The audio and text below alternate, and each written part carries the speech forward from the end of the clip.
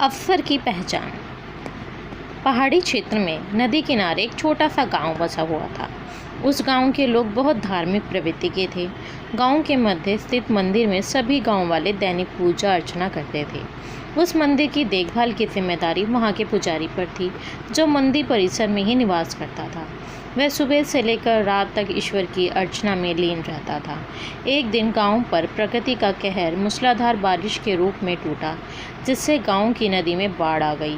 बाढ़ का पानी जब गांव में प्रवेश कर गया तो गांव के लोग घर छोड़कर सुरक्षित स्थानों पर जाने की तैयारी करने लगे। एक व्यक्ति को गांव छोड़कर जाने के पहले मंदिर के पुजारी का ध्यान आया और वह भागता हुआ मंदिर पहुंचा। वहां पहुंचकर वह पुजारी से बोला, पंडित जी, बाढ़ का पानी हमारे घरों में घुसने लगा है। धीरे धीरे बढ़ते हुए वो मंदिर तक भी पहुंच जाएगा। यदि हमने गांव नहीं छोड़ा तो बाढ़ में बह जाएंगे।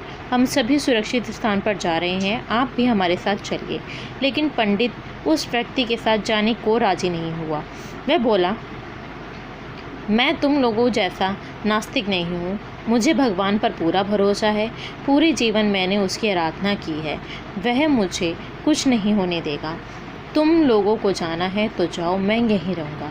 पंडित की बात सुनकर वह व्यक्ति वापस चला गया। पंडित भगवान की प्रार्थना में लीन हो गया। कुछ ही देर में बाढ़ का पानी मंदिर तक पहुंच गया। बढ़ते बढ़ते वह पंडित के कमर तक पहुंच गया। ठीक उसी समय एक आदमी नाव लेकर वहां आया और पंडित से बोला, पंडित जी, मुझे गांव के एक आदमी ने बताया कि आप अभी भी यहीं हैं।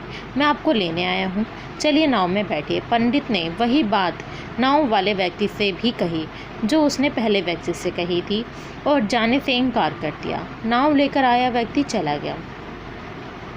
कुछ देर में पानी मंदिर की छत तक पहुंच गया। भगवान को मदद के लिए याद करता हुआ पंडित मंदिर की सबसे ऊंचे शिखर पर जाकर खड़ा हो गया।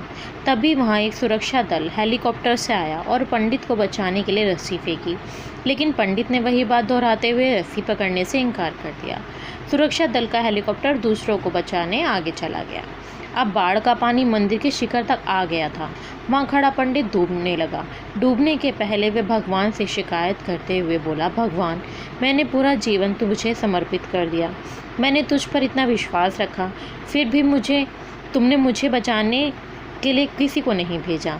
पंडित की शिकायत सुन भगवान प्रकट हुए और बोले, अरे मूर्ख, मैंने 3 बार तुझे बचाने आया था। पहली बार मैं भागते हुए तुम्हारे पास आया और गांव वालों के साथ गांव छोड़कर चलने के लिए कहता रहा।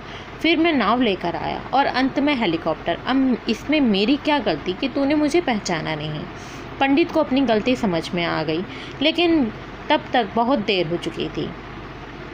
इससे हमें ये सीख मिलती है मित्रों, जीवन में अवसर बिना बताए दस्तक देते हैं। हम उन्हें पहचान नहीं पाते और जीवन भर शिकायत करते रहते हैं कि अच्छा और सफल जीवन जीने का अवसर ही प्राप्त नहीं हुआ है। इसलिए अवसर किसी भी रूप में सामने आए, उसे अपने हाथ से ना जाने दें। धन्यवाद।